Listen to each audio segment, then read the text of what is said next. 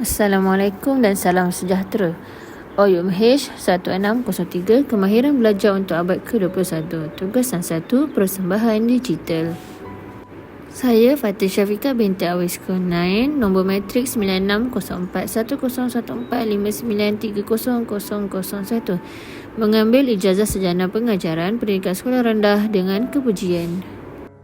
Tajuk tugasan yang saya pilih berkenaan dengan isu alam sekitar, iaitu pencemaran air. Pengenalan. Pencemaran ialah suatu perbuatan mencemarkan atau mengotorkan kebersihan alam sekitar dengan sampah sarap, seperti bahan kimia, haba, cahaya dan tenaga ke dalam alam sekitar yang mengakibatkan kesan yang memusnahkan sehingga membahayakan kesihatan manusia, mengancam sumber alam dan juga ekosistem. Di sini saya kepikan beberapa akhbar dan juga artikel berkenaan dengan pencemaran air. Sebuah syarikat pengeluar produk sarung tangan didenda RM20,000 oleh Mahkamah Session Kulim hari ini atas kesalahan pencemaran air. Hakim Mirza Muhammad menjatuhkan hukuman tersebut selepas pengurus syarikat berkenaan mengaku bersalah. Seterusnya, terdapat beberapa faktor-faktor pencemaran air.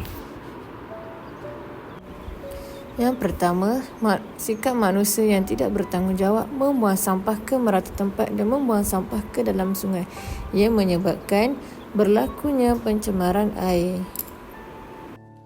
Yang kedua, pembandaran dan penebangan hutan. Walaupun tidak memberi kesan langsung kepada kualiti air, pembandaran dan penebangan hutan mempunyai banyak kesan tidak langsung. Sebagai contoh, menebang pokok dan menebang di kawasan yang luas menghasilkan percepatan aliran yang tidak memberikan cukup masa untuk air menyusut dan dimurnikan oleh tanah. Yang ketiga, kegiatan industri yang tidak terkawal. Industri menghasilkan banyak sisa yang mengandungi bahan kimia, toksik dan bahan pencemar. Sebilangan besar sampah industri disalurkan di air tawar yang kemudiannya mengalir terus ke sungai dan akhirnya di laut. Punca pencemaran air yang lain adalah pembakaran bahan fosil, menyebabkan pencemaran udara sehingga hujan asid yang kemudiannya mengalir ke sungai, tasik dan bentangan air yang lain. Seterusnya, mari kita lihat kesan-kesan pencemaran air. Yang pertama, terhadap persekitaran. Pencemaran air benar-benar membahayakan kepelbagaian biologi dan ekosistem akuatik. Bahan kimia beracun dapat mengubah warna air dan meningkatkan jumlah mineral. Juga dikenali sebagai eutrofikasi yang memberi kesan buruk kepada kehidupan di dalam air. Pencemaran haba yang ditentukan oleh kenaikan suhu badan air menyumbang kepada pemanasan global dan menyebabkan bahaya serius kepada organisma air. Yang kedua, terhadap kesihatan manusia. Pencemaran air mempunyai kesan yang sangat negatif terhadap kesihatan awam. Banyak penyakit berpunca daripada minum atau bersentuhan dengan air yang tercemar seperti cirit-birit, kolera, tifoid dan disenteri atau jangkitan kulit.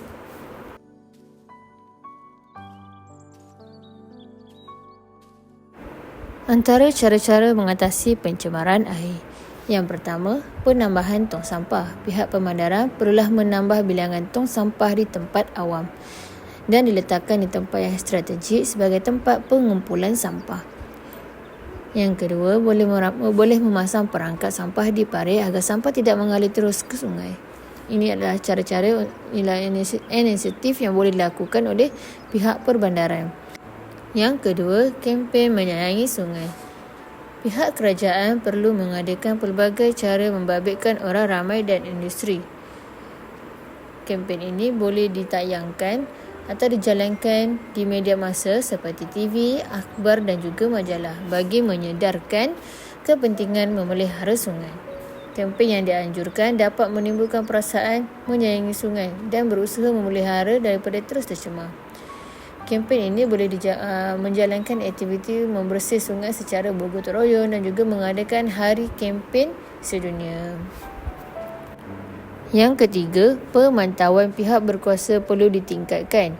Pemantauan dan pencegahan oleh Jabatan Alam Sekitar dan pihak berkuasa tempatan perlu ditingkatkan supaya mencegah orang ramai membuang sampah di sungai. Denda perlu ditingkatkan serta mengenakan hukuman penjara kepada pesalah. Dapat dijadikan sebagai tauladan dan juga teladan kepada orang ramai supaya tidak mencemarkan sungai. Pemilik kilang perlu didakwa di mahkamah atau menyenaraikan hitam kilang yang sungai yang menyebabkan pencemaran sungai. Menarik lesen pembalak yang menyebabkan pencemaran sungai. Yang keempat, menjadikan sungai sebagai kawasan tarikan pelancong. Kerja membersih dan mendalamkan sungai, membiarkan kehidupan akuatik seperti ikan, memelihara semula ekosistem sungai. Menyediakan kemudahan awam di kawasan sungai seperti perahu, bot, dilengkapi dengan restoran terapung, dijadikan tempat berkelah dan juga tempat rekreasi aktiviti air.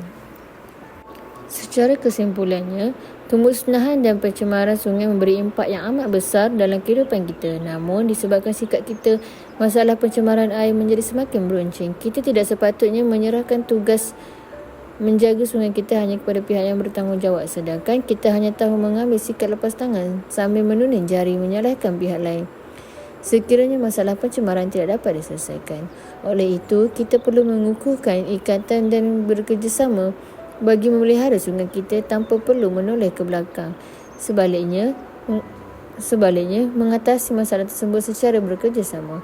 Oleh itu, keindahan dan sumber alam semula jadi yang ada pada hari ini perlu dijaga untuk memastikan generasi akan datang dapat menikmatinya juga.